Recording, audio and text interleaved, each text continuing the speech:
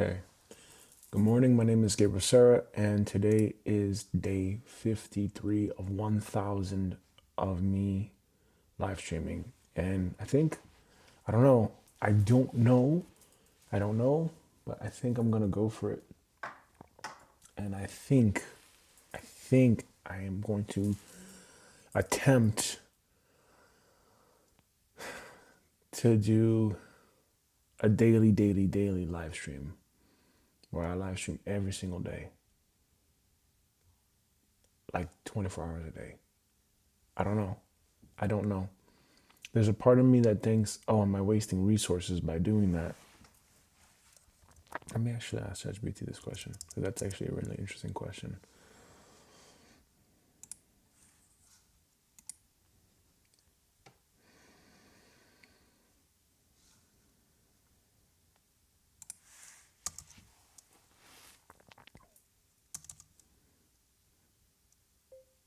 An idea came to me to make one long, every single day vlog live stream of my life. And it came to me to do this every single day where the camera is on 23 hours and 59 minutes of the day, so that there's a clear start and end to the live stream.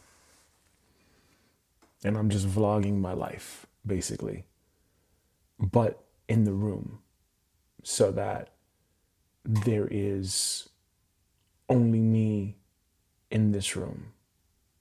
And when I'm not in the room, I'm having some type of I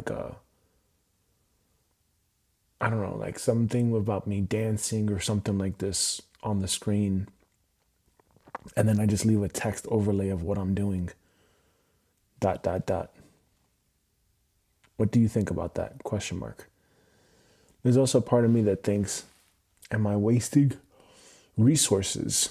Which is also connected to the live stream that I'm going to be doing today for EFT. What do you think? Question mark. Am I wasting resources from Google and hard drive space and all this stuff like this by having 23-hour live streams? And then on top of that, also posting shorts and video, long form video, question mark.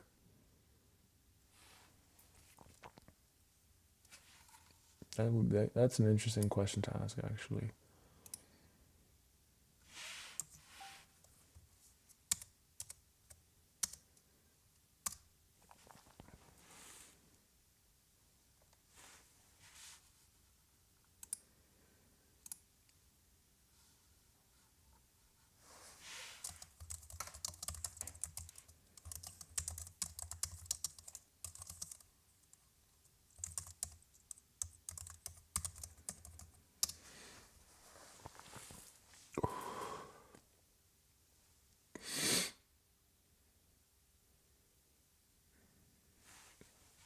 All right, well, you've seen the counter. 53 of 1,000.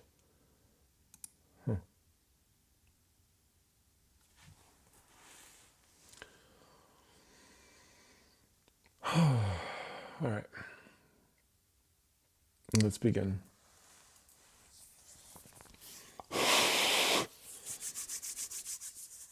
I could share that, right? Couldn't I?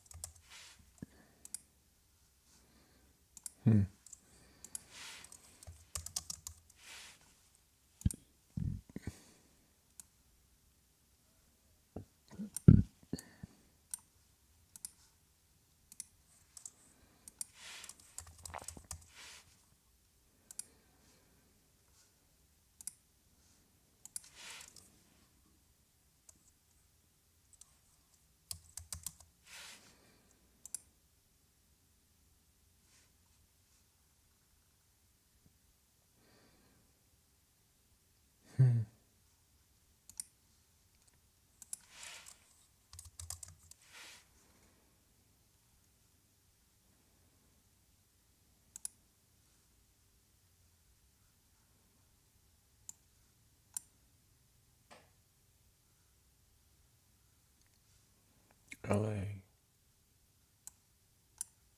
LA, New York, Vienna, Calcutta, Tokyo, Melbourne.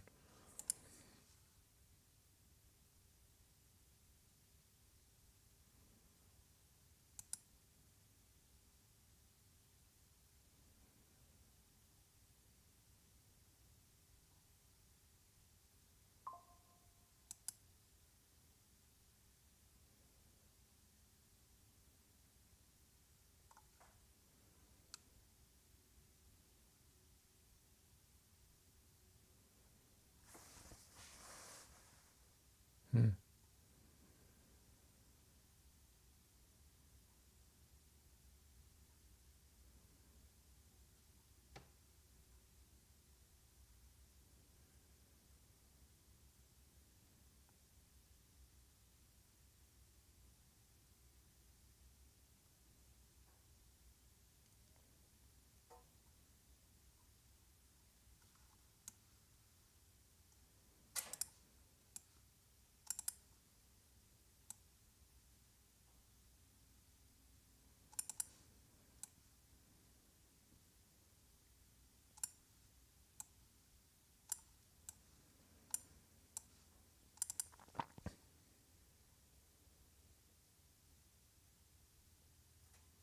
Mm.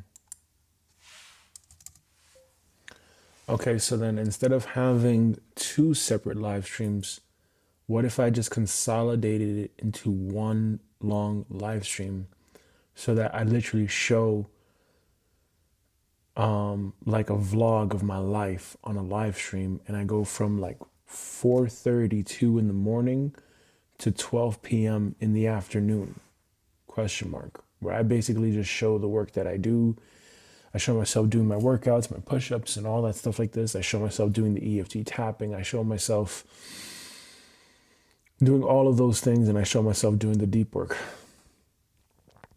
Dot dot dot.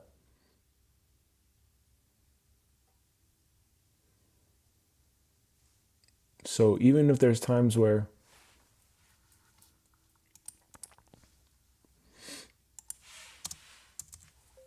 even if there's times where I do not,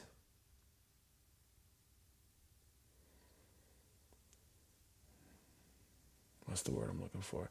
Even if there's times where I do not sit in front of the computer and I'm like, let's say walking the dog, for example, I would be live streaming. And if I know that I'm going to be gone for more than a few hours, then I would turn off the live stream. Dot, dot, dot. Thoughts on that? Dot, dot, dot. Question mark.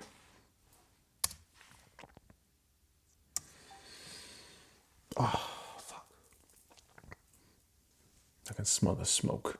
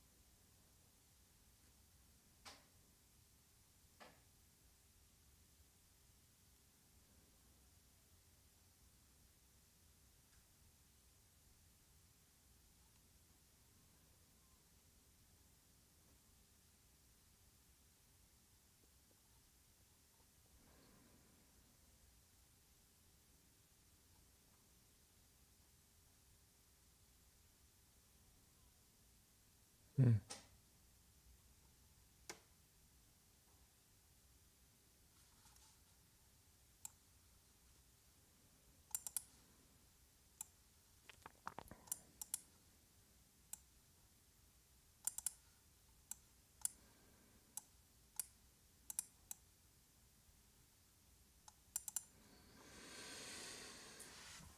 That's interesting. Okay, so I'm reading here. I'm reading here about an idea that I had to do a 24-hour live stream, but to make it more like a surveillance. No, that's not gonna work. That is not gonna work.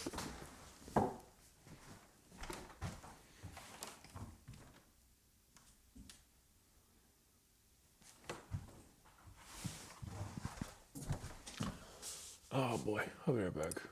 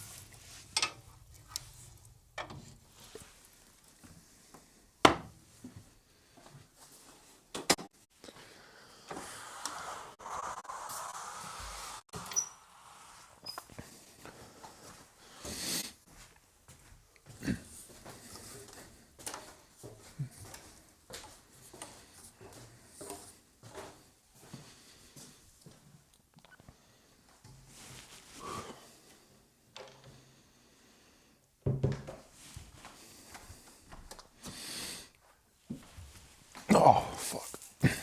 Okay, so. Oh my god.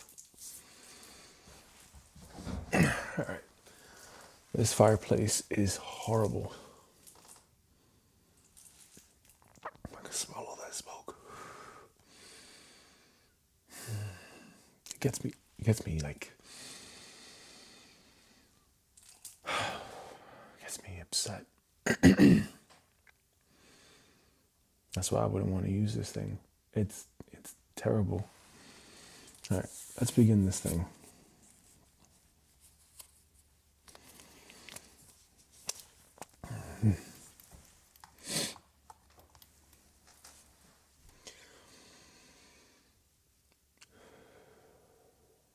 Our Father, who art in heaven, hallowed be thy name.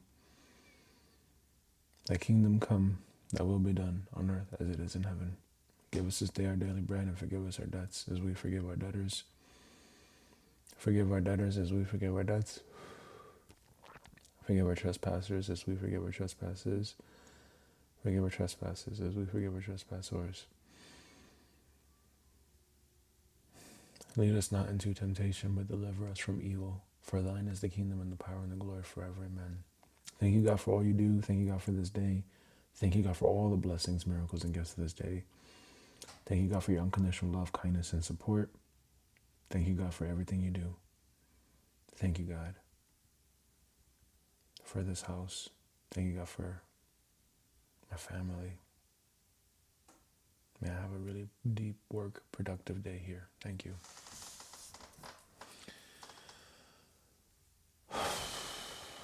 Okay.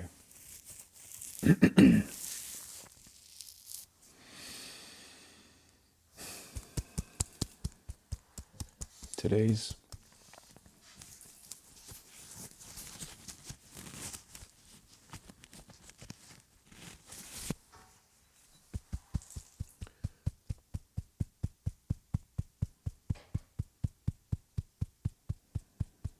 today's EFT. What's coming up for me? What's coming up for me right now is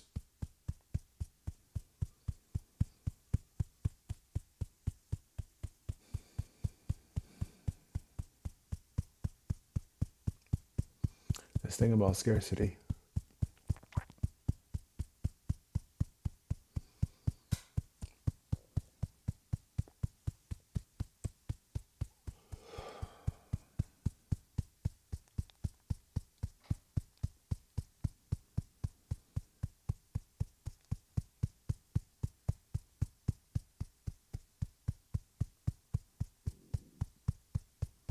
What's coming up for me is something about scarcity.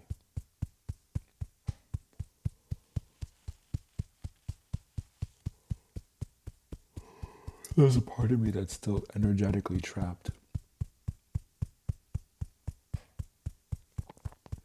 from many years ago.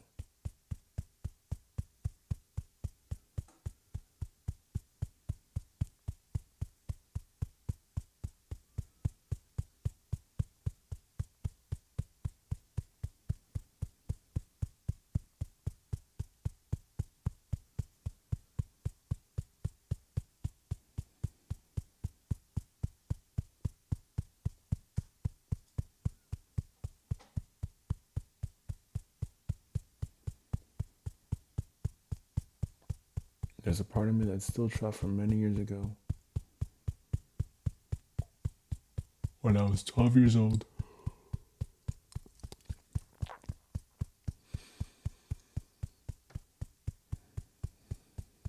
My biological mother and I were homeless. We were evicted from our apartment. And until the age of me being 17, so for 5 years,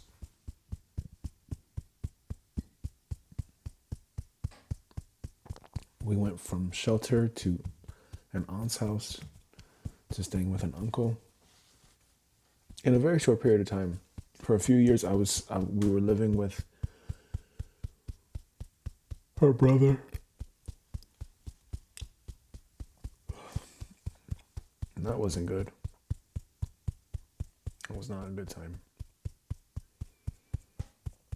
I definitely recognize and I acknowledge that I went on autopilot during that time of my life, as per my biological mother's suggestion. Just go on autopilot.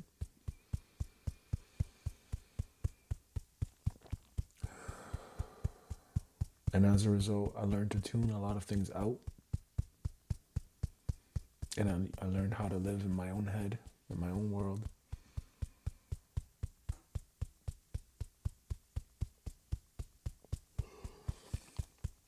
But because I did that,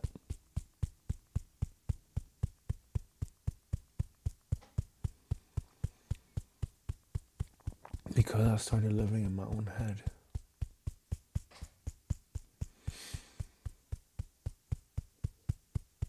I ignored what I was feeling. I ignored what I was going through. And when I started doing that,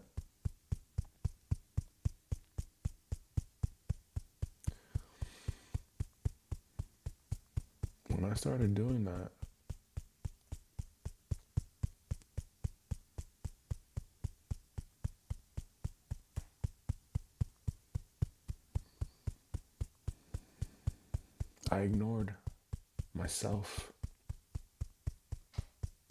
I tried to really block out and push out the outer world and the reality. By doing that, by blocking out and pushing out and ignoring reality, consciously, subconsciously,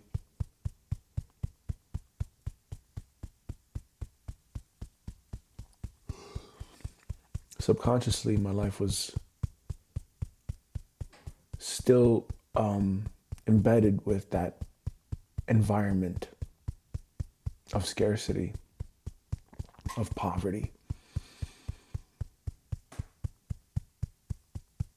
All the stuff that was going on at that time, I did my best to ignore it and move on to the next day.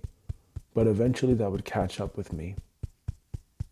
And in my early 20s, I really started to see how not talking about my feelings, really shutting down and just pretending and ignoring and just doing my best to just go about my life and either laugh it off or work it out. It's still in there. It was still festering in there. And now I'm in a situation in my life where I'm 37 years old and I don't feel like a loser or failure anymore necessarily, but I feel like, fuck, if I don't get it together, I could really be in some shit. And it's not that I'm not willing to work. I'm willing to fucking put as much work in as I have to. I'm willing to work until I fucking die. I don't care about that. What my problem is sabotaging, quitting, and getting frustrated when something doesn't come at a certain time, or having these ideas in my head of innovating or pivoting or, switching it up. I don't know. Those are the things that I currently struggle with. Those are the things I currently struggle with.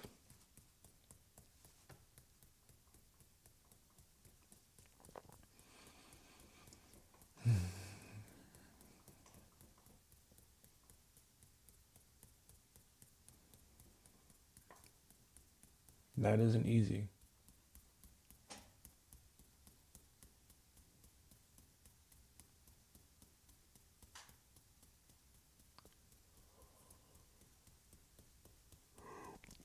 I grew up with a single mother. From what I understand, she dropped out of high school, got a GED, and found a city job somehow. I think she acquired it through her sister who knew a friend or something like this, a friend of a friend, whatever. And she acquired a city job. She was working at a department store, like at a retail store as a cashier. And I remember her saying that when she gave birth to me, when she had me, when she was pregnant with me, she was still working as a cashier. She was still working as a cashier, at least from what she told me. I don't know. She has this tendency of being delusional and living, painting her own picture of reality. I don't know. So, according to what she told me,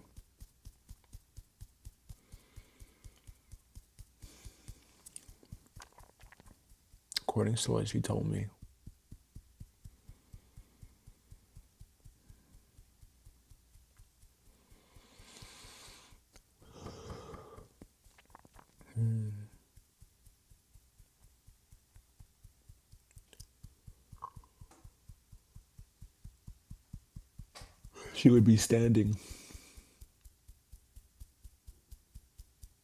all day. Not all day. That's a lie. However long her shift was, she'd be standing. 8 hours. Getting paid minimum wage.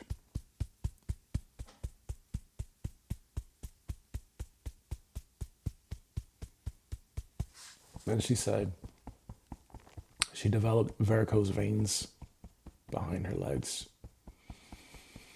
from all the standing while she was pregnant with me. No father around to support. No man to support. And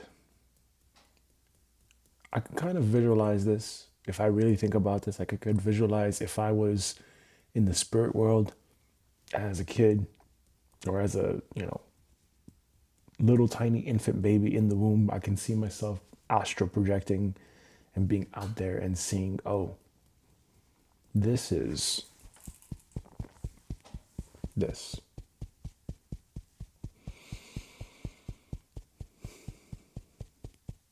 This is Yolanda Sarah.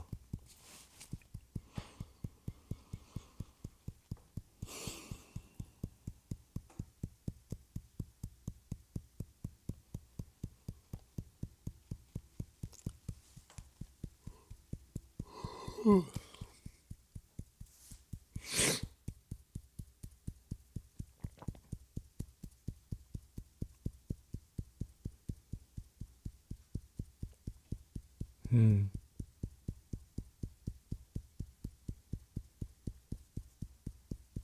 right, that's interesting.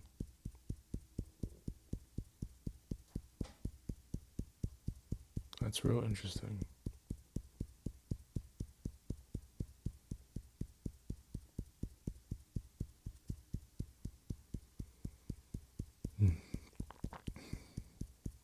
So, this idea of seeing this woman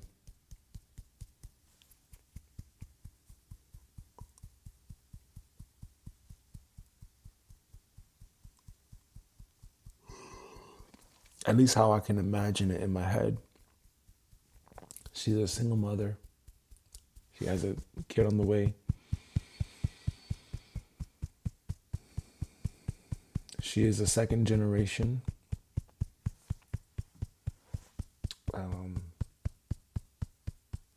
I don't know how to call it, but she's like second generation to live in the United States, basically a second generation United States citizen. So the first generation was my grandparents. Second generation was her. Third generation was me. And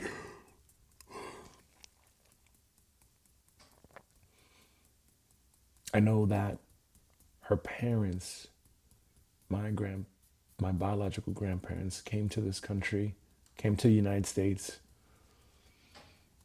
and her father, worked in a factory. Both parents, I think, they never graduated from high school in Puerto Rico. So I think her mother, my grandmother, probably had a third grade education.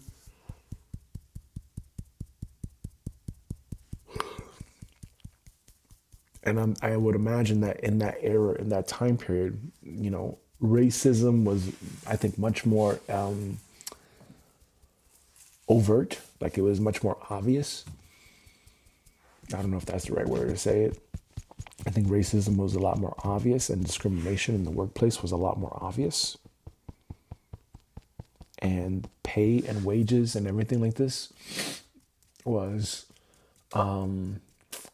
like white men would get paid obviously the most, right? And probably still do today. Let's just be honest about this. White men probably still get paid the most to this day, and especially back in that time in the 1960s. Black men, black women were getting paid fucking crumbs, and Spanish people as well, and anyone that was not a white man. And even white women as well were getting paid very little, I think. I don't know. At least that's what the history books may say, or what has been documented. So regardless, regardless,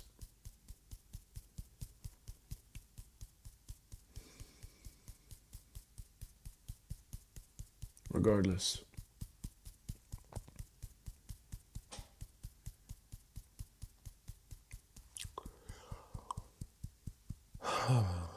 regardless,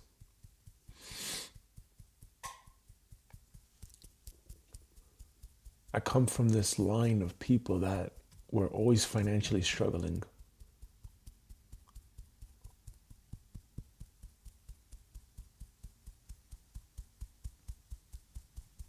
Here we go.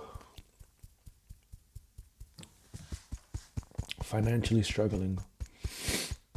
It seems like this has been a theme in my ancestral lineage. And I think it's important to tap on this and break this cycle of financial struggle and poverty. And for me, I have been obsessed since that time period where I was homeless. I have been 1,000,000% obsessed with becoming rich. The problem is, when I do gain momentum, when I do gain success, I fuck it up. I sabotage. This has happened a couple of times in my life where like I would get a business thing going. I'd finally get the fucking thing going. And then all of a sudden, I do something to fuck it up. And this time I'm not fucking doing that. This time I am not doing that motherfucking thing. I will make sure. I will make motherfucking sure that I get this thing correct now.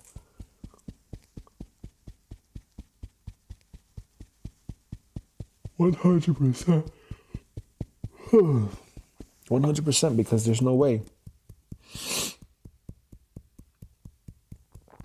There is just no way now at this stage. I have a daughter. I have another kid on the way. I have a family to take care of. And it's not that I have to, because obviously I can be like, a deadbeat dad and just abandon my family. That's what my biological father did, right? I can follow in those footsteps. I choose not to. I choose to man the fuck up, and I choose to be there for my family.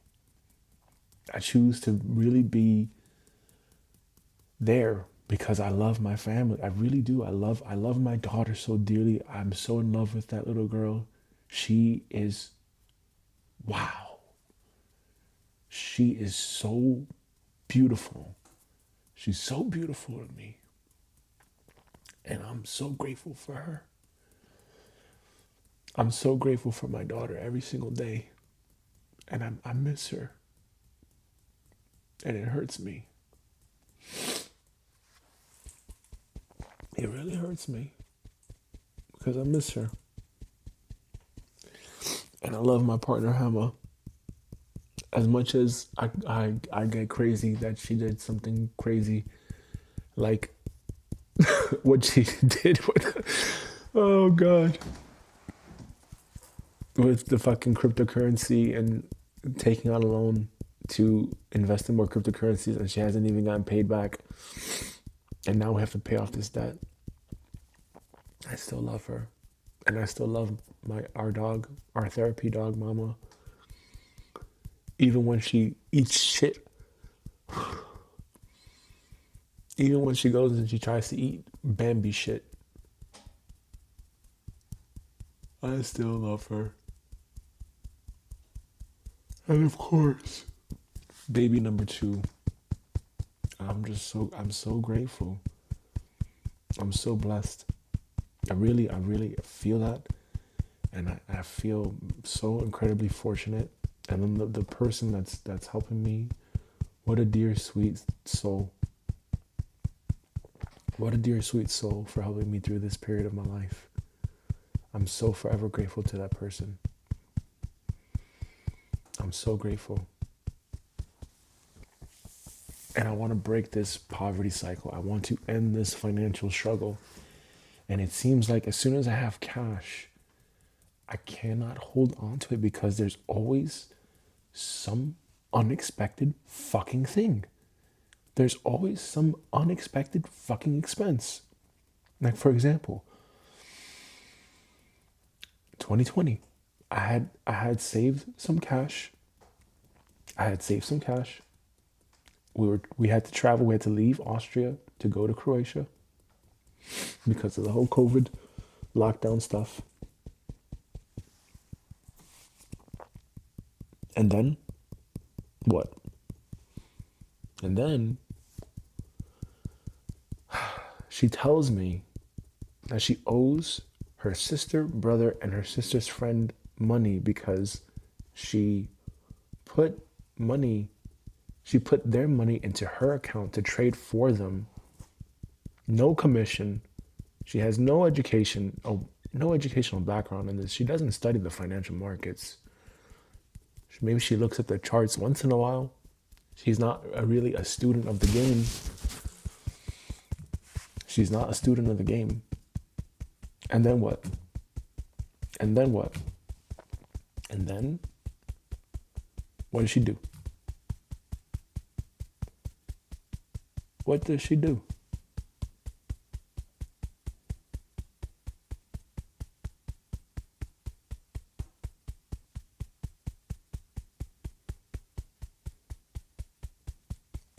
She tells me she owes all this money.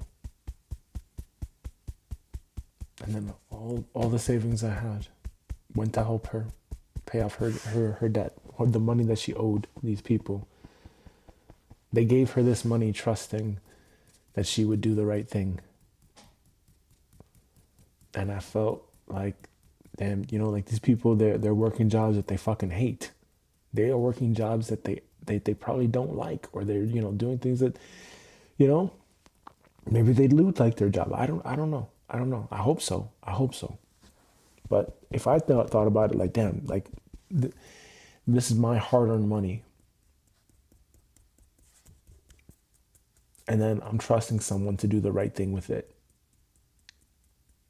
and then they don't, and I didn't want that for her. I didn't want her to feel that like shame or embarrassment. So I made sure that I paid that for her. I paid that debt for her.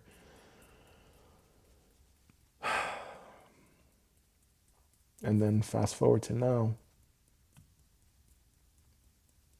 Now I'm doing the same thing again, but I'm also understanding too, like, hey, this is the absolute last time. She took my retirement money. I gave her my retirement money, hoping that, like, hey, and saying, hey, invest it into this and this and that. She literally invested it all into one fucking thing without knowing shit from dick. She could have diversified it. She didn't do this. All my retirement money was gone. So, and then last year, I was saving cash to do a whole bunch of software and buy a whole bunch of prop firm challenges, and even have like a small reserve left over for trading on my own brokerage, so that I don't have any like guidelined drawdown limits, like daily drawdown or max drawdown, so that I can trade my way and take more chances and withstand variance. And I was saving all this cash, and then all of a sudden, our daughter is taken away. I have to pay for legal fees. I have to pay for a car. Got to pay for a car so we can travel around, so we can move around and do all this stuff. And all the money that I had saved, gone. Once again, all the cash that I had saved, gone. It's not even money, it's cash. It's cash, it's fiat currency, it's cash. All gone. All freaking gone. What's up with that here? All of it was just gone. So, here we are.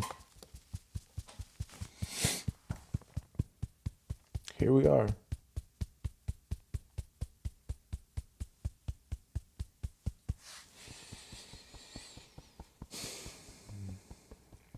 And so there's this period of, like, I've seen this throughout my life, this financial struggle.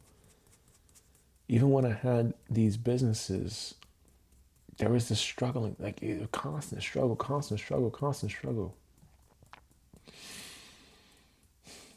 And it was like I would only make it to that point where you start to see the cash coming in, you start to see the people, praising your work, and then you start to like see the criticism and things like this.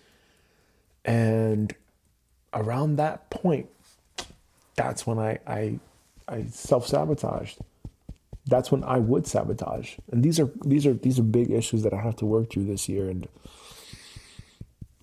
I gotta get myself really organized to work through this. So I have to really tighten up my systems, and this is exactly what I will be doing. I'm gonna make sure I tighten up all my systems, have everything clear, clean, and ready to go. And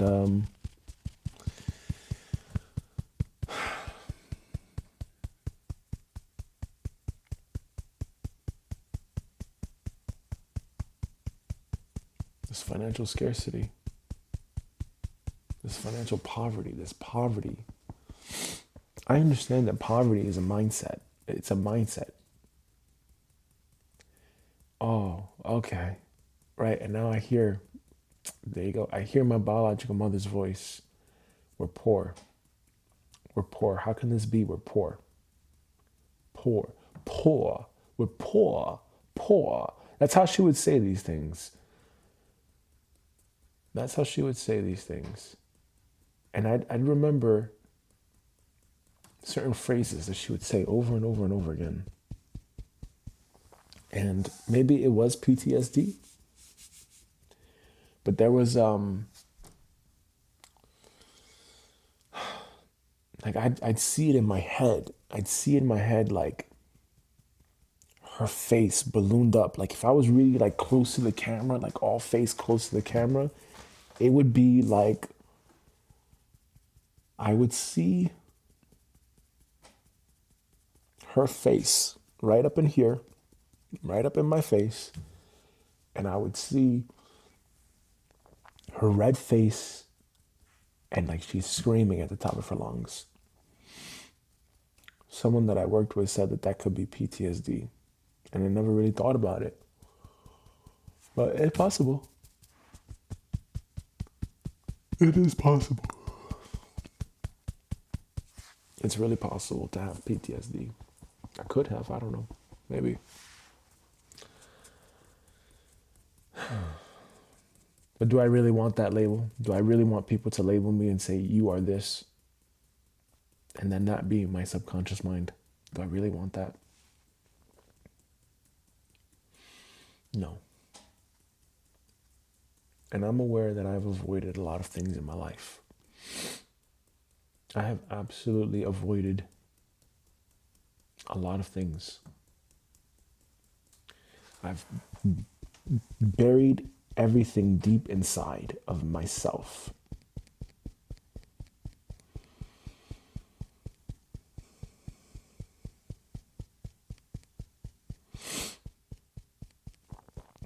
I really did.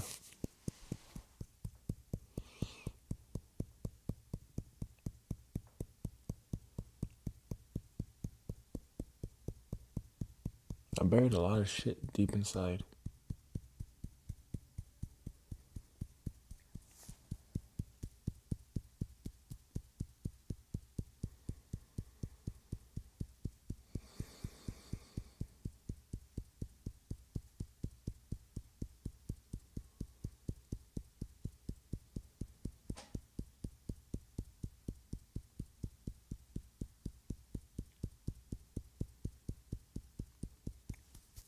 I tried to go on autopilot, but it's caught up with me. And I just have to really acknowledge it now. And I choose to let go of this financial poverty from my subconscious mind and my nervous system now. Yes, I do rely on someone for financial support, a very dear person. Thank God for them. Thank God that they have such a successful business and that they're willing to help me while I figure it the fuck out and I unfuck myself. I've had those opportunities in business where like I'm finally getting the momentum. I'm starting to get paid for it. The work is starting to come through, and then all of a sudden I can't take it to the next level. I can't take it to the next level because I have these voices in my head like about people reaching out to me for money, people criticizing me, people wanting to kill me because I'm successful.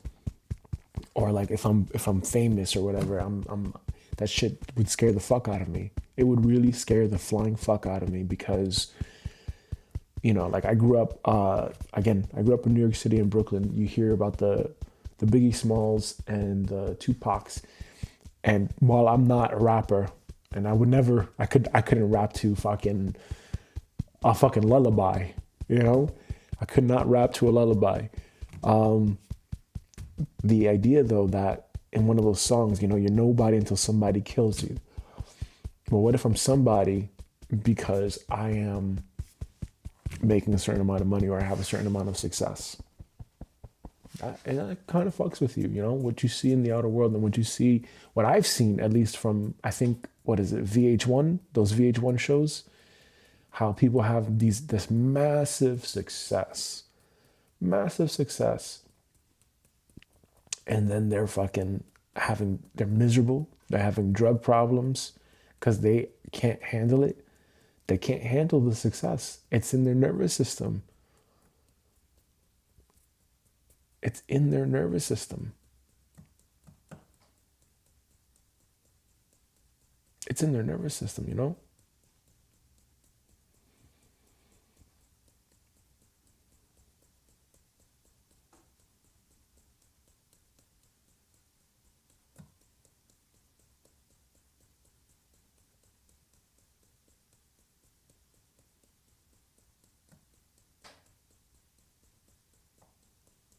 That shit is there. It's in the nervous system.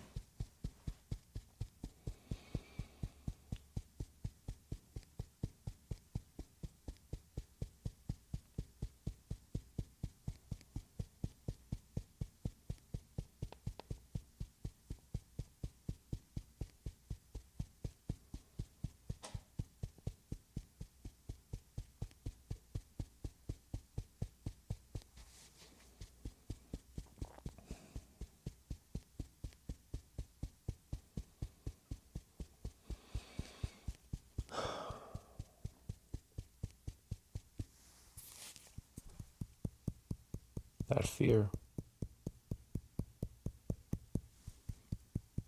The fear of poverty.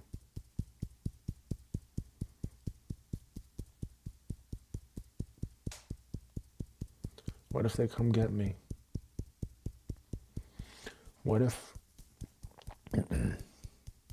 what if I do become somebody and they come after me? That's a paranoia. Who the fuck? That's paranoia. What if success makes my life worse?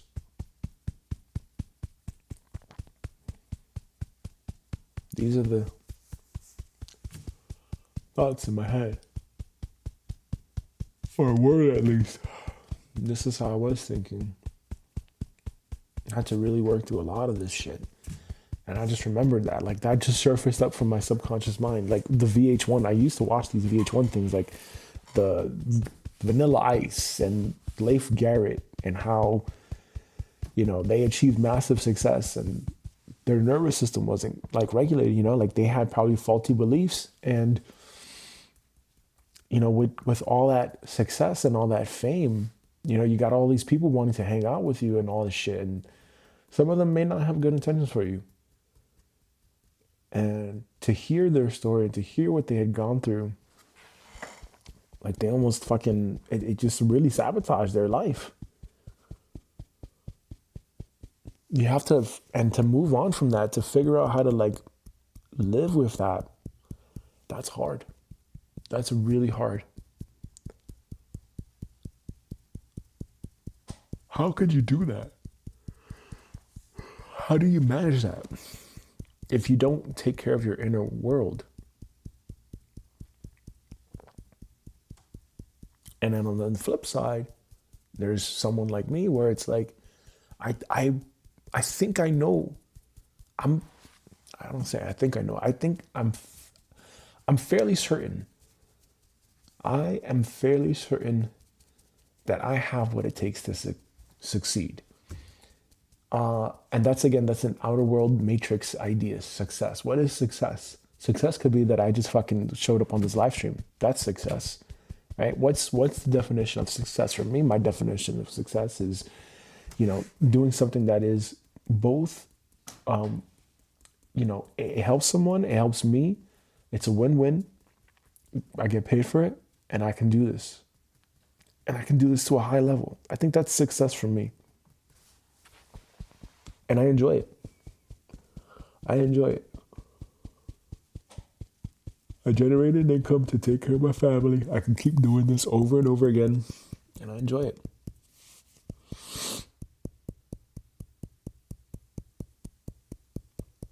Yes, my thoughts are incoherent. It's what the fuck time is it? It's 5:30 in the morning.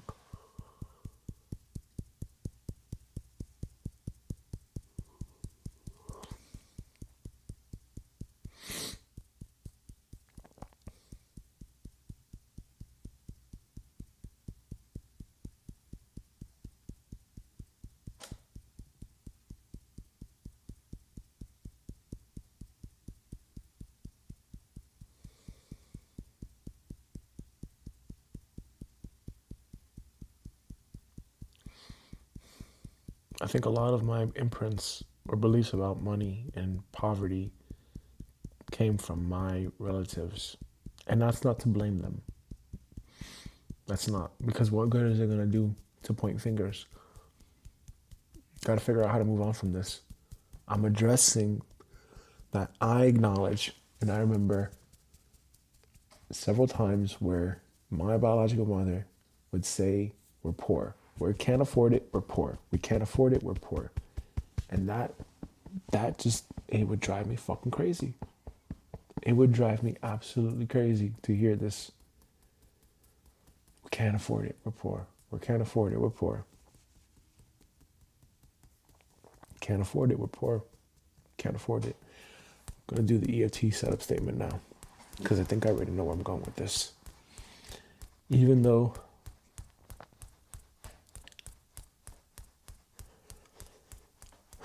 my nervous system still holds on to financial poverty, I let that go from my nervous system now. Even though my nervous system still holds on to financial poverty, I let that go from my nervous system now.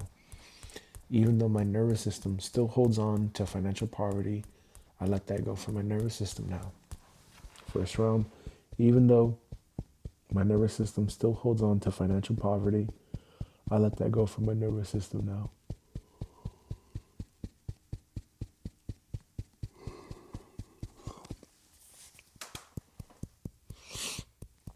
Even though my nervous system still holds on to financial poverty, I let that go from my nervous system now. Even though my nervous system still holds on to financial poverty, I let that go from my nervous system now. Even though my nervous system still holds on to financial poverty, I let that go from my nervous system now. Even though my nervous system still holds on to financial poverty, I let that go from my nervous system now. Even though my nervous system still holds on to financial poverty, I let that go from my nervous system now. Even though my nervous system still holds on to financial poverty, I let that go from my nervous system now. Even though my nervous system still holds on to financial poverty, I let that go from my nervous system now. Oh shit. Okay, now I have a memory here. It's coming to me. So I'm seeing in my third eye, I'm seeing a memory of when I was a boy. I had an uncle, and we would walk almost near daily past this bakery. I think we were going from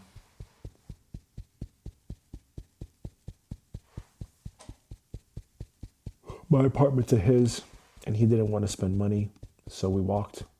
He didn't want to spend money for the bus, so we walked constantly.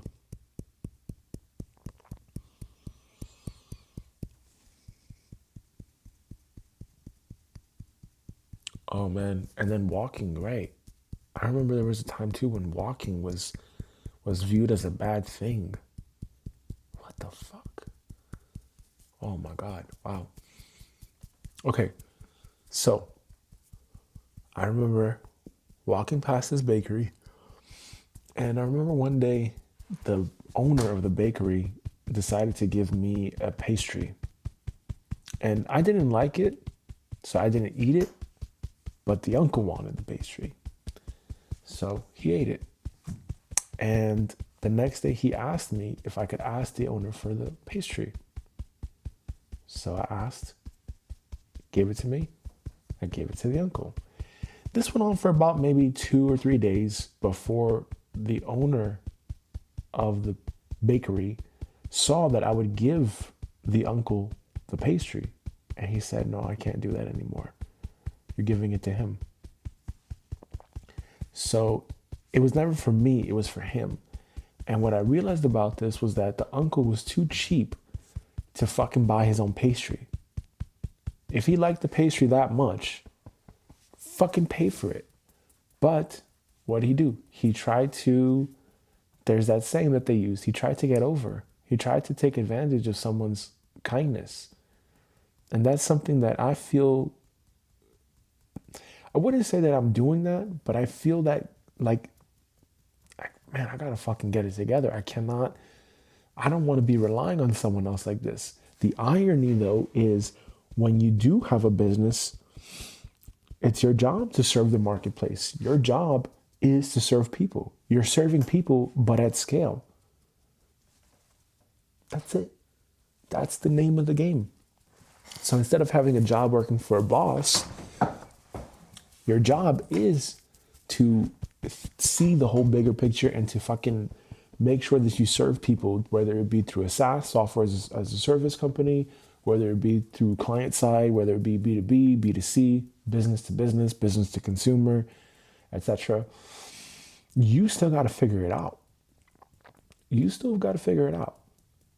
And if your accounts receivable is significantly lower than your accounts payable, you are fucked because you got no cash.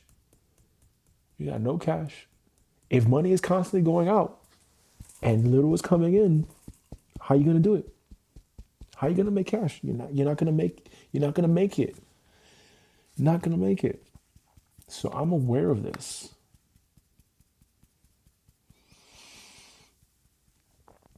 I'm aware of this.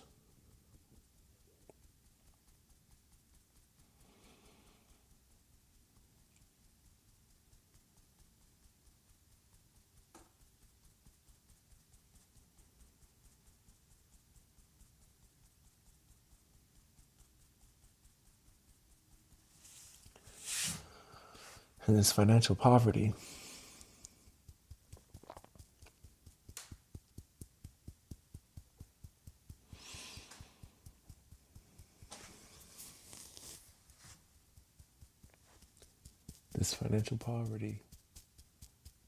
I acknowledge that there's this perfectionist part now that is distracting me and is thinking about deleting all the videos that I have created so far, all the live streams that I've made so far, so that I can unify everything into a daily vlog, a live stream daily vlog. I'm aware of that. I'm so aware of that. I think that would be sabotaging. Because I have all of this content now that I can repurpose, I can remix, I can clip, I can whatever. Why would I do that? Why would the fuck would I do that? Does that even make sense? Oh, because you want to unify your inner and outer work together, so you got to delete the other fucking videos. Do I? Is that the truth? Or is that just that perfectionist part of me? And I'm aware of that.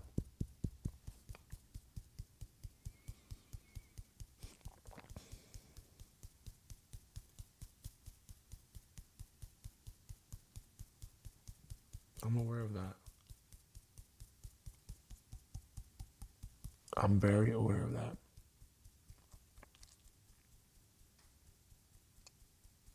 Today I'm going to read Deep Work by Cal Newport.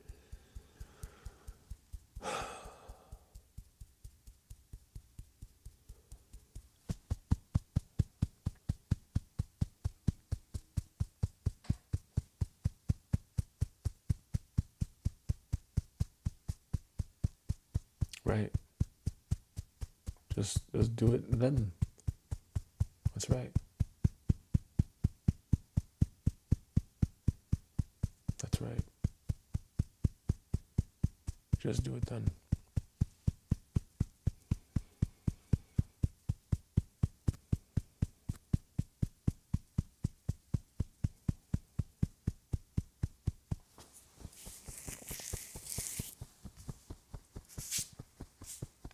making it a habit to change. I can't be like this anymore. I'm so grateful for this person that's helping us, but I cannot rely on them forever. I want to learn how to do it myself. I want to learn how to do this and do this to a very high level. I want to learn how to build businesses to a very high level. And that's the irony, right? Like, the person that's helping me is a business owner, has co-founders and and a whole team of people. Their company generates tens of millions, probably 100 million in annual ARR, and they're fucking crushing it. I'm so happy for them. Like, they win all these awards. I'm so, wow. How do I do that? But for me, for my purposes, how do I do that? You know? And it seems like he's just sticking to one thing. He's just sticking to one thing, and he's just doing that one thing. And that's it. He's doing it. And that's what I choose to do too. I don't want to fucking deviate and fucking, when a life event happens, it fucking knocks me off course. That's what felt like happened. That's what felt like happened with me just now in this period of my life. It felt like this situation,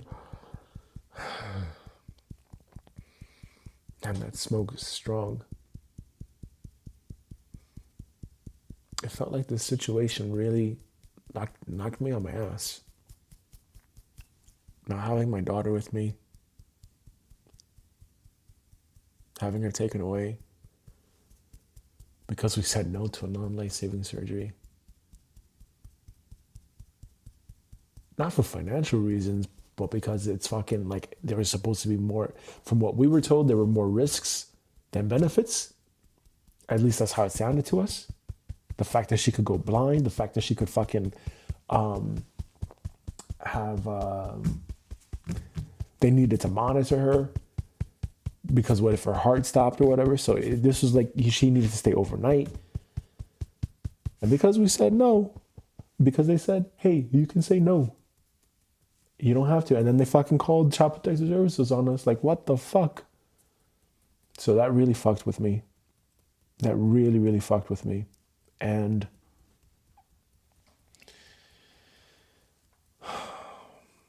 yeah, I'm trying. I'm really trying to articulate this poverty feeling. Yolanda Sarah. See, I can also recognize that I'm beating around the bush here, because the real issue here is that poverty feeling. It's that feeling of restriction. It's that feeling of limitation. I felt so limiting. It feels so limiting to be poor. It was so limiting to be poor and to not have food to eat. You're growing up in New York City. It's not like I can fucking grow food. You know, like there's no space to grow food. I need fucking land to grow food, at least. And I want to have my own land so I can grow my own food sources. I would like to have a group of people living on the land with us so we can have a community. That's the whole point of Loveland. Because I can't do all this work. There's so much work to do. I cannot do it alone. I need help to do all this work. I need help to get all this work done. Now, is that scarcity right there? There's an abundance of work to do. Change your perception, Gabriel.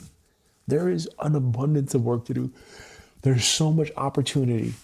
There's so much opportunity. Just do the fucking work that you can do. And that's it. And that's what I'm trying to do. I'm trying to do this the best that I can. The best work that I can do, I'm trying to do it. And I know that this financial poverty thing is not going to go away in one day. This has been a big topic for me. This is like, I have to pound the stone kind of thing. Like, I have to really like fucking hit the stone every single time with this topic, because I know this is a big one.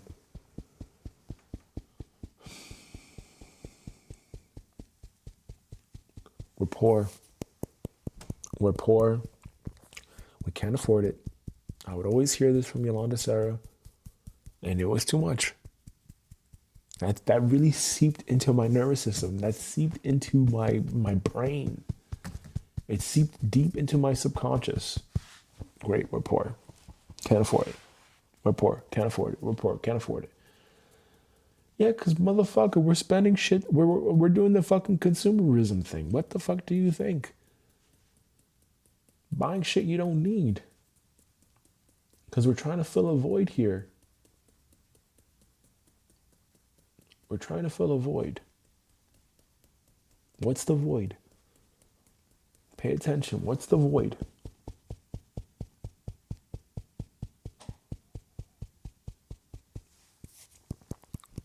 What void are you trying to fill here?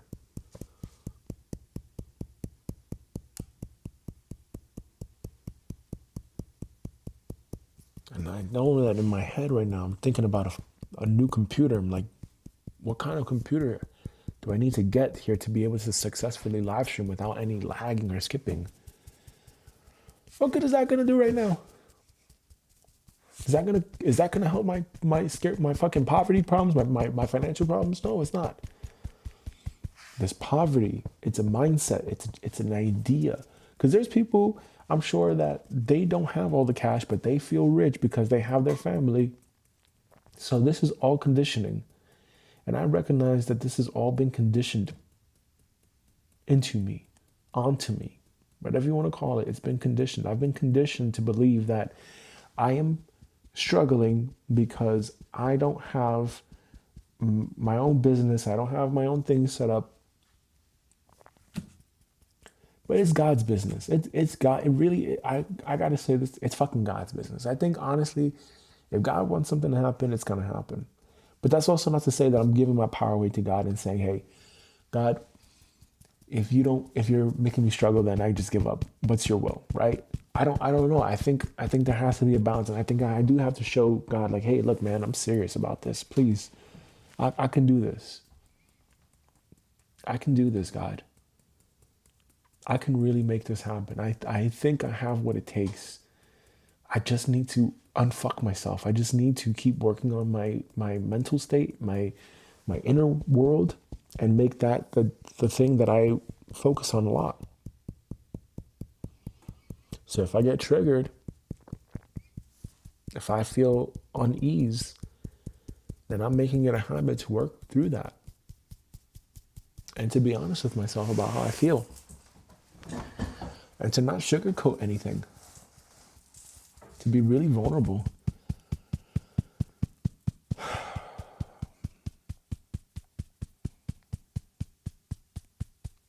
I'm choosing to be very vulnerable and share how I feel.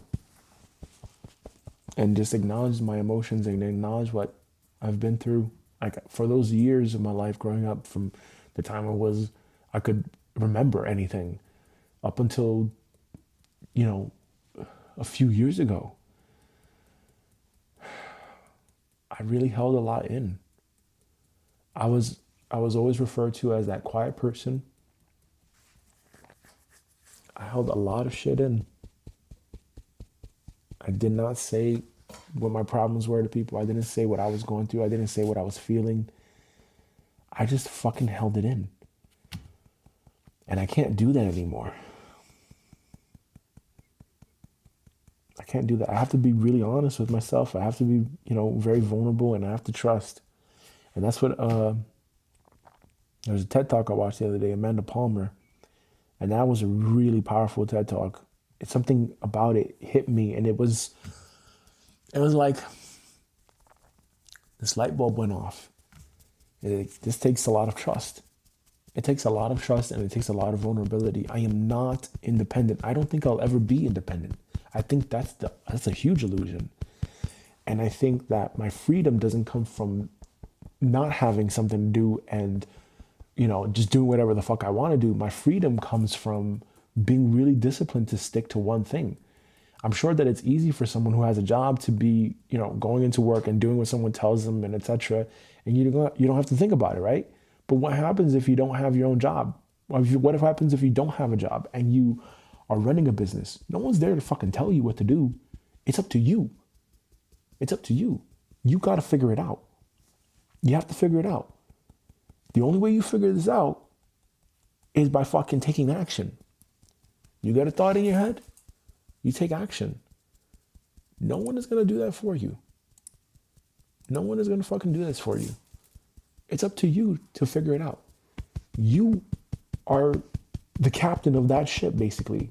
When you're running a business, it's on you. It's on you. So the success of your business is on you. What you do is on you. Obviously, you cannot control the outcome. That's the part that sucks because you have to surrender it. And I understand that. I totally get it. You got to just let it go. You just got to say, oh, fuck.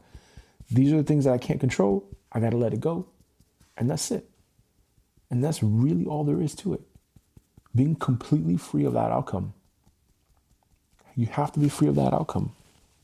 You got to free yourself.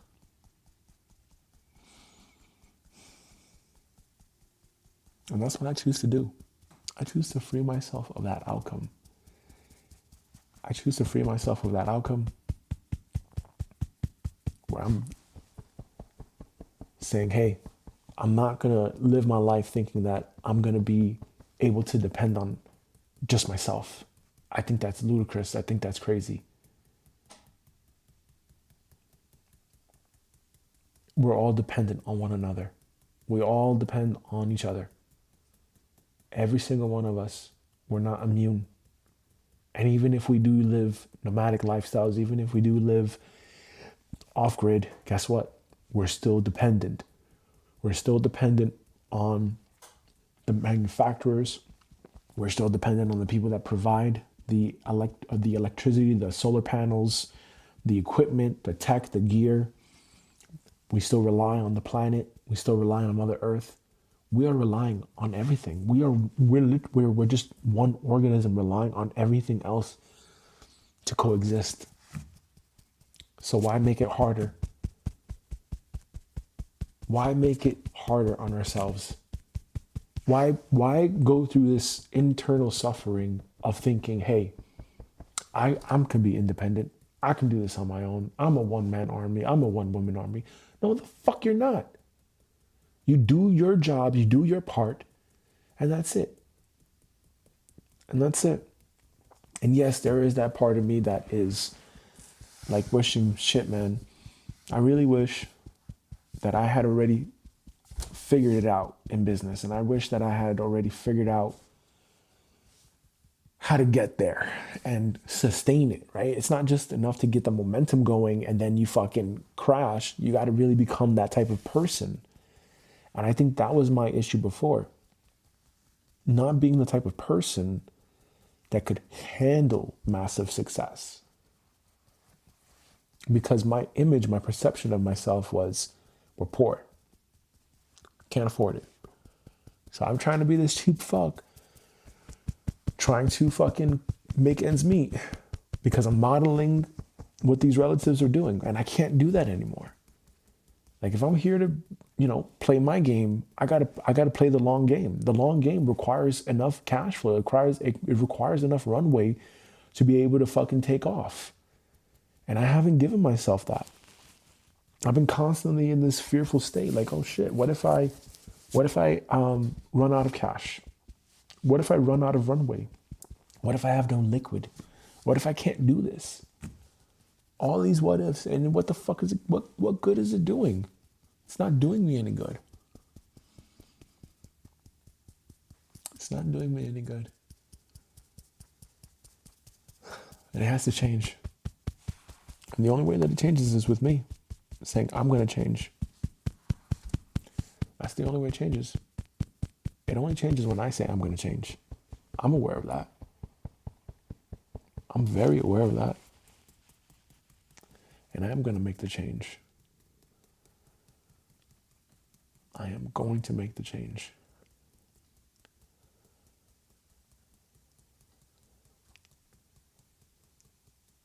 Yeah. I'm going to make that change.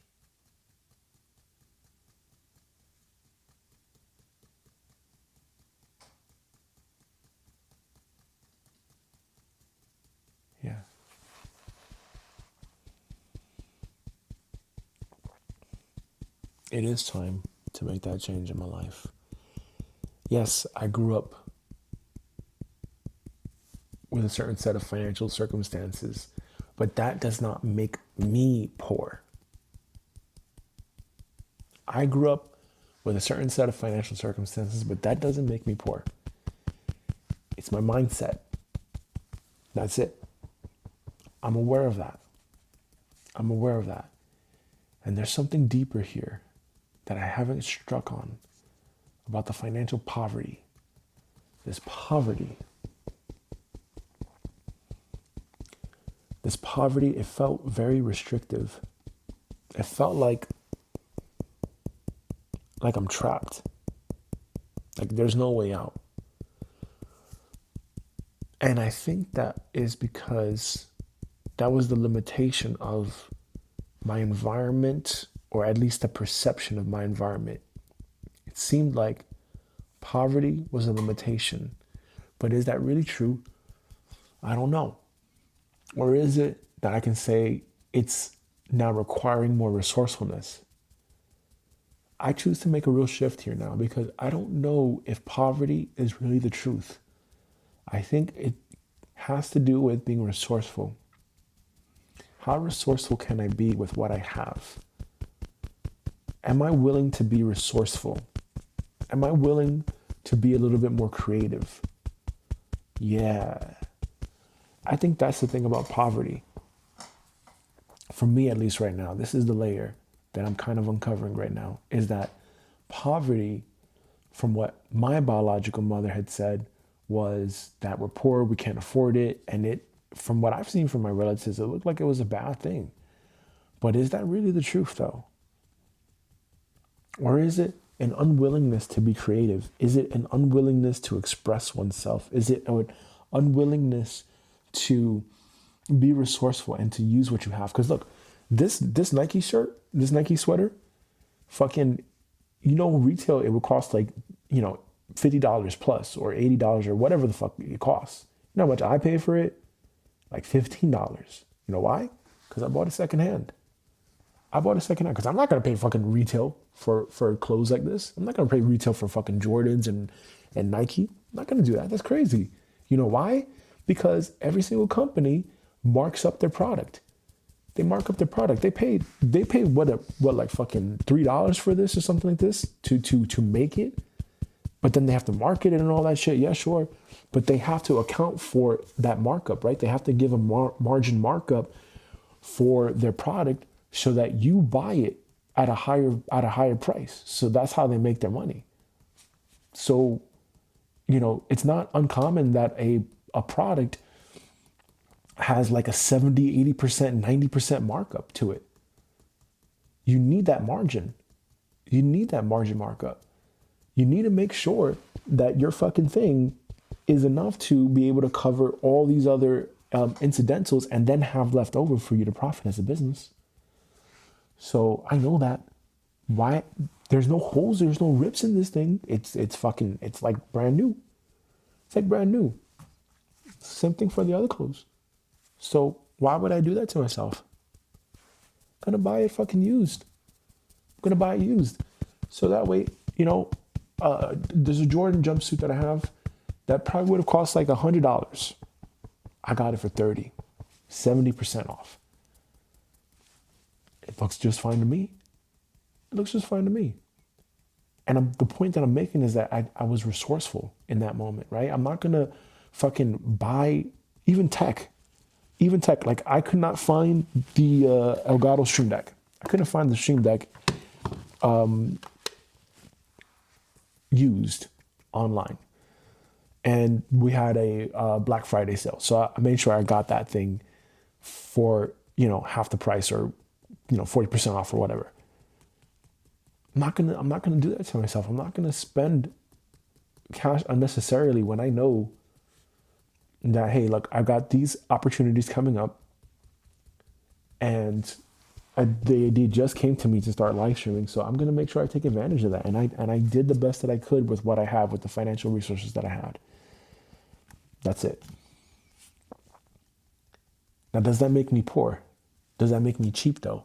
I think it only makes me cheap if, let's say, I'm deliberately holding off months and months and months and months and months and delaying the thing that I want to implement months and months and months and months, so that way I can save money. That then is like, oh man, you're being a cheap fuck. Because the time that you're wasting now, it exceeds the value that you're, the whatever you're saving for that item.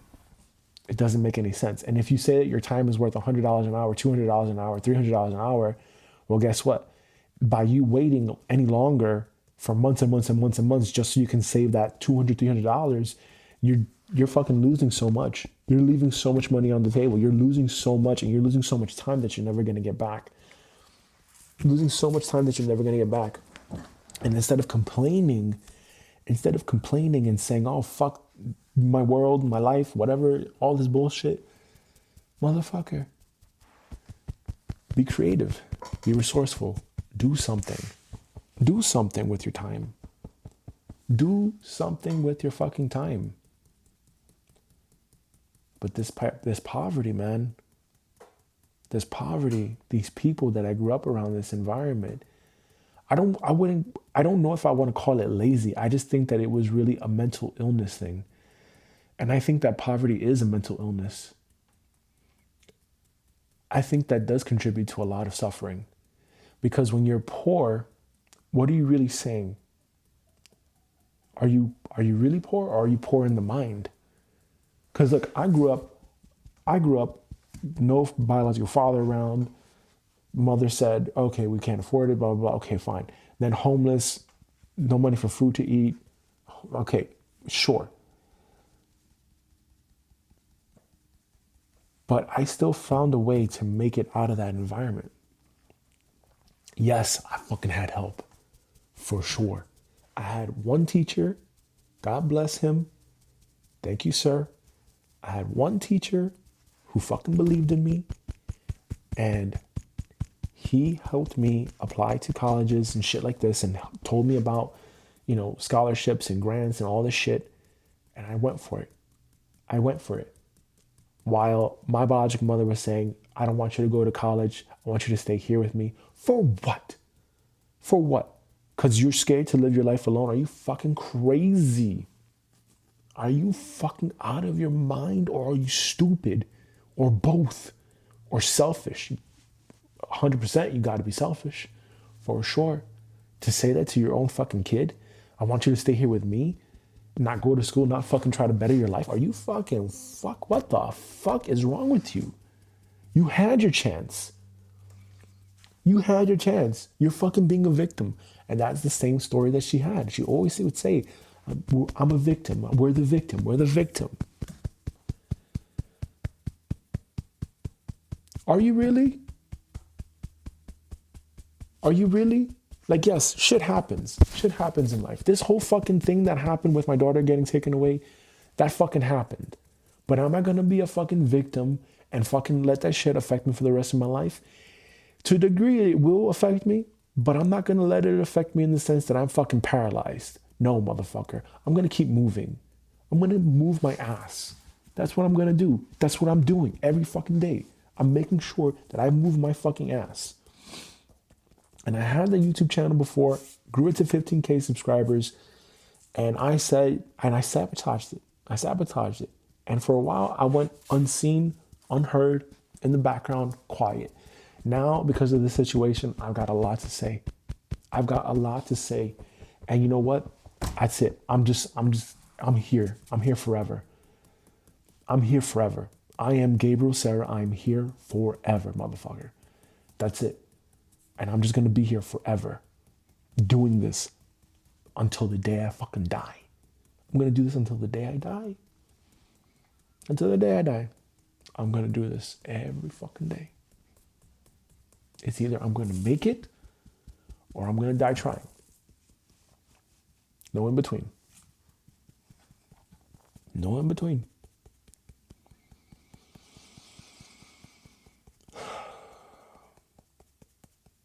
This poverty, this mindset of poverty, this financial poverty, it feels so limiting. It feels so restrictive. It makes me contract. This poverty makes me contract. This fucking poverty makes me contract. It makes me feel so tight. It makes me so aware of numbers. And that makes me lose my focus. It's very distracting. It doesn't feel good. It feels small. It feels really small. And I remember these times where she would say this, my biological mother, she would say this, we're poor, we're poor, we're poor, we're poor, over and over and over again. She was just affirming her own fucking reality. Over and over again, she was just affirming her own reality. Does she not get it? She was affirming her own story. She was making it true because that's what she was telling herself. So yeah, of course, that's what it's going to be. Yes, of course. Go ahead, keep saying this. Keep saying this. You don't get it.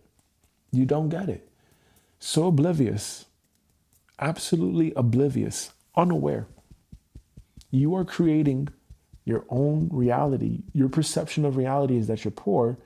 So because your perception of reality is that you're poor, you're making that true over and over and over again. How much more do you want me to say about that? You got to let it go. You have to let it go. Otherwise, you're going to keep being poor. Just because you keep saying we're poor, doesn't going to fucking change. It's not going to change anything. You do realize that, don't you? Is it better to say that we're poor? Or is it better to acknowledge how you feel and free yourself from that bullshit? That's why I'm tapping on my hands and my fingers like a dick. I'm tapping it all out. Gotta tap it out. Cannot live like this. Cannot go on thinking that it's okay to be poor. It's okay to have this mindset. It's okay to feel restricted. And I'm not doing myself, I wouldn't be doing my kids any service. I would be doing my kids, my family, I'd be doing them a huge disservice to speak in poverty, to fucking create this idea that, hey, we don't have enough money, enough resources. That's not the fucking truth. The truth is the resourcefulness. The truth is the willingness to be creative and to use your fucking brain. You gotta be willing to use your brain. You gotta be willing to fucking think. You gotta be willing to innovate. There are many opportunities. There's many opportunities. There's many ideas. It just needs the right execution. And this was the big thing that I learned over these last years, especially like doing business stuff. I see a potential opportunity and I'm going to go for it. I'm going to fucking go for it. Because what I'm seeing here is that there is a lack of systems. People's lives, people complain about all this shit because they don't fucking have the right systems. It's that simple. You need systems. You need the right systems for your life. You need the right systems for your life. Because whatever you're running on now, whatever operating system you're running on now, it is operating system fuck. It's an operating system of fuck and mess and chaos. And that's not going to get you anywhere in life. It's not going to get you anywhere. Not going to do anything for you. It's not. It's not. It's simply not. So to change that, to make a difference in your life, to make a difference in your world, what must you do? Change your mindset, right? That's what Garen Jones said. Change your mindset, change your life. Thank you, Garen Jones. Change your mindset, change your life.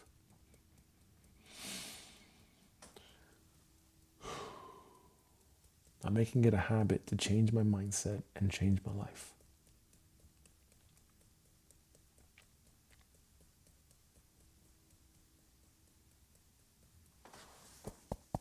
Yes, I grew up by what someone's definition of poor was.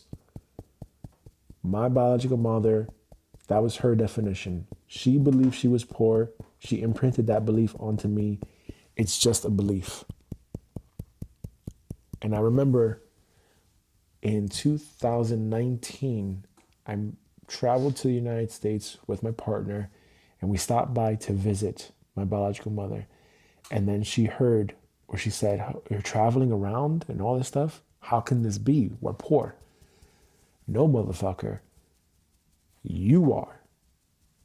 I'm not. That's your idea. That's your perception.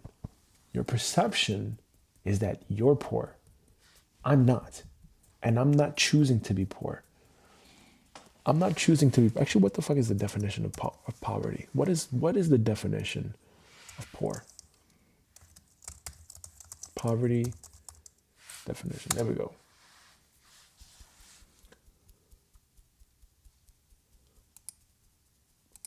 Poverty is the state or condition in which individuals, families, or communities lack the financial resources and essentials necessary for a basic standard of living, including access to food, shelter, clothing, healthcare, education, and other fundamental needs. You got food, you've got shelter, you've got clothing. I think you even got healthcare.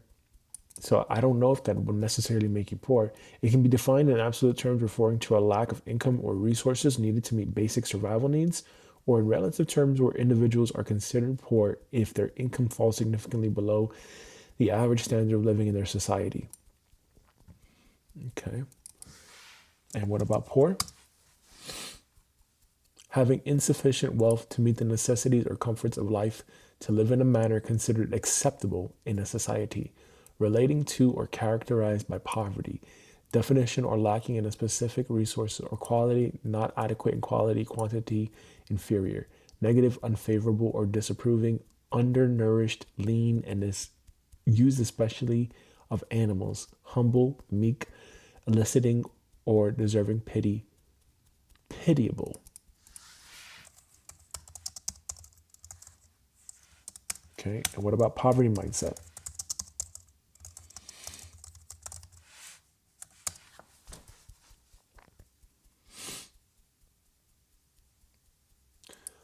A poverty mindset, also known as a scarcity mindset, is a way of thinking characterized by a persistent belief that resources, opportunities, and wealth are limited or finite. I'm going to read that again. A poverty mindset, also known as a scarcity mindset, is a way of thinking characterized by a personal belief that resources, opportunities, and wealth are limited or finite. It involves a pervasive fear that there will never be enough to meet one's needs, leading to chronic worry or insecurity. So there you go. That's the real issue here. It's insecurity. It's worry and it's insecurity, which I can definitely confirm that is exactly what my biological mother exhibited. She was constantly worried. That was her thing, constantly worried. And that insecurity, yes, for sure. I think she was very insecure. And I think that rubbed off on me. Individuals with this mindset often focus excessively on what they lack rather than appreciating existing resources or opportunities. This mindset can stem from experiences of poverty, trauma, or growing up in an environment where scarcity was a constant reality. Yes, that was the case, I think, for my biological mother and myself especially. It is not solely about financial status, but reflects deeper beliefs about life, such as the idea that success is temporary, risks are dangerous, and one should remain in the back of the pack to feel safe. The mindset can manifest in behaviors like hoarding, avoiding investments, fear of spending, and a tendency to blame others for failures. Brilliant. So it's this poverty mindset here. So the fear of spending. I know that for my biological mother, she would also always constantly say, save your money, save your money, save your money. Does she not fucking know that it's not money? It's not money. Fiat currency is not money. It's not fucking money. It is not a store of value. In order for something to be money, it has to meet three criteria: store of value, medium of exchange, unit of account. That's money. And according to gold, precious metals, and etc., and fucking Bitcoin are considered actually money. Not a lot of people know that. Not a lot of people know that. So fiat currency is just what? It's just what? It's just printed fucking nothing. It's just printed debt notes by a world government, by a country's government. That's all it is. That's all this fucking is. So you really gonna let yourself be attached to the numbers? Are you really gonna let yourself get attached to what you think money is and what that means for your self-worth? Am I really gonna do that to myself? Are you gonna do that to yourself? No. This poverty mindset, even though I have this poverty mindset, I choose to let this go from my nervous system now. Let's transition this.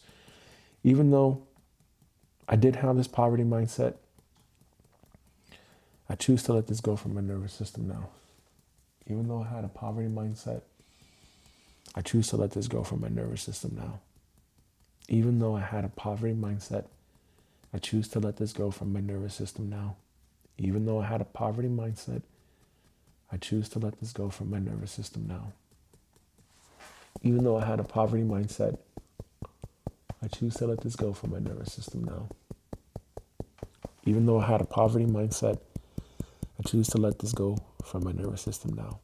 Even though I felt this poverty, I know that's not the truth. I know the truth is that poverty, for me, is a mindset, and it requires me to be more resourceful and more entrepreneurial. That is my belief that I'm willing to accept now at this stage. And I'm choosing to believe that it doesn't matter what my resources are. I'm choosing to believe that it's my resourcefulness. And I've seen this before in the past too. It was my resourcefulness that was able to help me, grow a couple of businesses that I was starting, and I was trying my best to get off the ground. It was the lack of mindset. It was a poor mindset that kept me in that sabotage, right? I don't think it's helpful to think, oh, because I make it, people are going to ask me for money. I think that's actually a good thing. Fuck it. That's got to be a good thing, because now, hey, look, people realize, oh shit, this guy is money. So this guy is money. This guy is money. This guy is rich. This guy has it. I'm just strengthening that idea then. I'm just further validating who I am then and who I wish to be for myself. I wish to be the richest me that I can possibly be.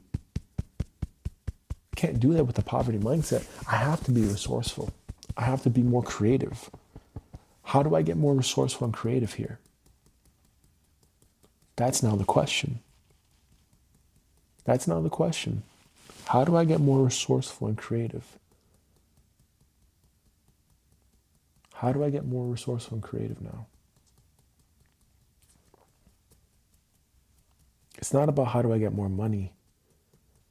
How do I get more resourceful and creative? How do I give more value? How do I become more valuable? How can I give more value to people? How can I help more people? That's the shift, motherfucker. That's it. That's what the Tony Robbins of the world were talking about all this time, Gabriel. How do you become that person where you give more than you receive? And there's infinite. There's infinite. I grew up with people, with relatives that they were afraid to give because it meant that they didn't have. Maybe because they didn't believe in themselves. Maybe because they've had insecurities or worries of like, well, I have. And I know that because that's what I went through. It doesn't help. It doesn't fucking help. What's better is, hey, let me fucking put it all out there. Let me give it all away for free. And let me fucking do the work. Let me do the work and let me just show up. Let me give away all my secrets for free. And that's what I'm going to do. I'm going to do that with a lot of love in my heart. And I'm going to show up with so much love in my heart to do this. It takes a lot of love. And I'm going to do this with a lot of great love in my heart. I choose to do this with so much great love in my heart. So much love in my heart. So much love in my heart. I'm doing this with so much love and joy in my heart. Yes, I had a poverty mindset, but I let that go from my nervous system now. Yes, I acknowledge that my biological mother had beliefs about being poor that were true for her, but not me. I don't choose for that to be my truth.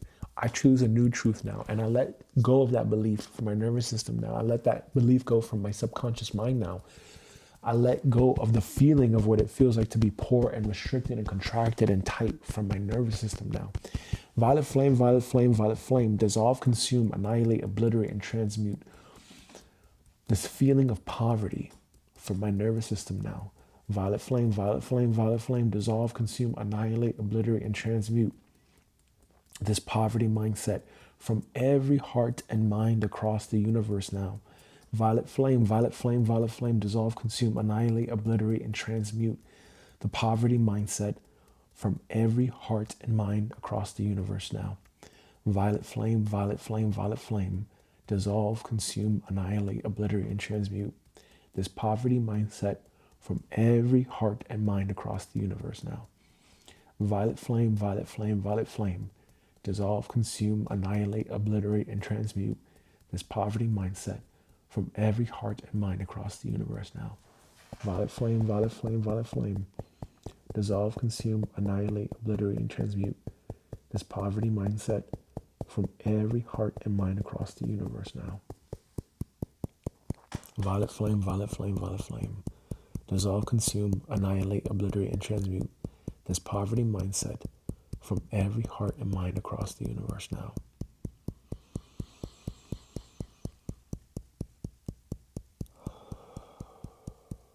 And in the name of God and my mighty I am presence that I am, I command, declare, and decree that I am rich in heart and mind and spirit now. In the name of God and my mighty I am presence that I am, my great divine spirit team, subconscious mind, and the great white brotherhood of the highest vibrational frequency and consciousness, with your unconditional love and support, in your name I command, declare, and decree that I am rich in body, mind, feeling world, and spirit now. I am more creative now. I am more resourceful now. I am more attentive of other people's needs now. I see the opportunities better now. I listen more. I watch more. I become more observant now so that I can be of service. I choose to be of better service now, God. And I apologize, God. I apologize for being selfish. I apologize for being stuck in my ways. I apologize for seeing it one way, God. Please forgive me.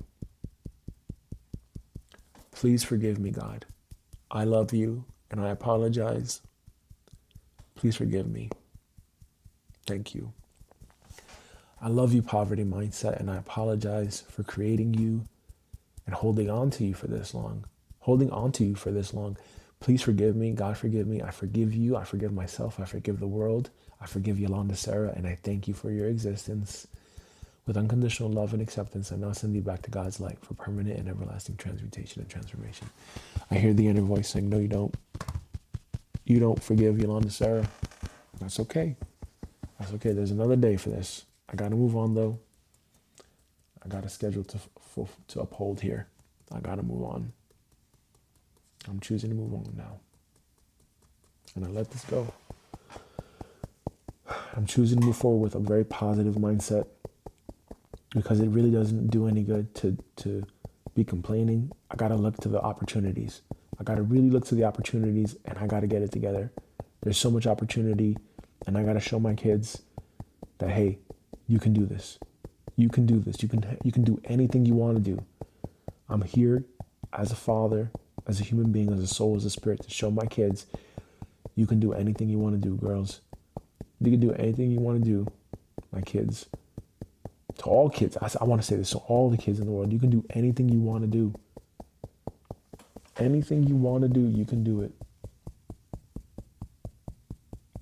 Just do it. And that's it.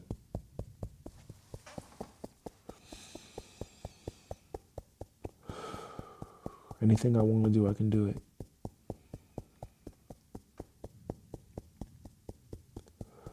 Anything I want to do, I can do it. Anything I want to do, I can do it. Anything I want to do, I can do it. All right. That's it for today. When I get that new computer, I'm going to fucking do this. We're going to do an 8-hour live stream. The first 8 hours of the day. How am I going to win the first 8 hours of the day? I'm going to make sure I do that. All right, then. I'll see you later. If you found value from this, come to tomorrow's live stream. You can tap with me or not tap with me. It's all right, whatever. But just do remember that you are loved. We love you and God loves you. All right? See you.